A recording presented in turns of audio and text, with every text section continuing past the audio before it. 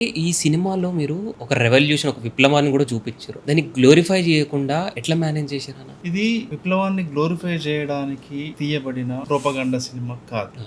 ఇది ఒక women centric, women love. అంటే ఒక స్త్రీ హ్మ్. ఒక పురుషుణ్ణి ప్రేమిస్తే హ్మ్.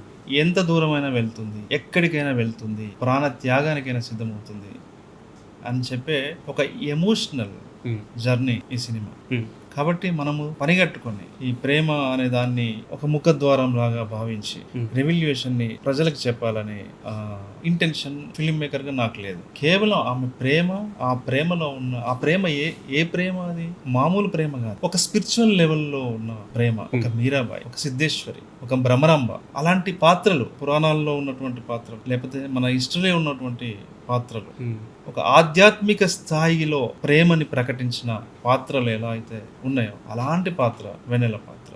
అందుకనే దాన్ని కేవలం హానెస్ట్గా, ప్యూరిటీగా, స్వచ్ఛంగా ఇది ప్రేమ సినిమా అనే తీయాలనుకున్నాను. అలాగే తీసా. నేను పెట్టొచ్చు, ఒక సాంగ్ పెట్టొచ్చు, సారంగధరి అలాంటి సాంగ్ పెట్టొచ్చు, ఏది సాయి పల్లవి లాంటి అద్భుతమైనటువంటి డాన్సర్ ని, అద్భుతమైన నటిని పెట్టి. కానీ మేము అలా చేయలేదు. వాంటెడ్లీ ఎక్కడ అడ్వాంటేజ్ తీసుకొని రాయటం కానీ తీయటం కానీ చేయలేదు. ప్యూర్ గా అలా ఒక ఊట నీటి చలిమ ఉంటది కదా, అలా ఎంత స్వచ్ఛంగా ఉంటుందో అలా ఈ సినిమాని అలా చేయాలనుకున్నాము. అలాగే చేసాం. కొంతమందికి నచ్చింది, కొంతమందికి నచ్చలేదు. ఎందుకంటే మనము కొంత ఎంత లేదన్నా కూడా ఒక పొలిటికల్ వాతావరణంలో జరిగిన కథ కాబట్టి డెఫినెట్లీ విభిన్న అభిప్రాయాలు మనకి వస్తాయి. అలా వచ్చినాయి. కొన్ని చోట్ల ఆడింది, కొన్ని చోట్ల ఆడలేదు. బట్ నాకు అద్భుతమైన పేరు అయితే తీసుకొచ్చింది సినిమా.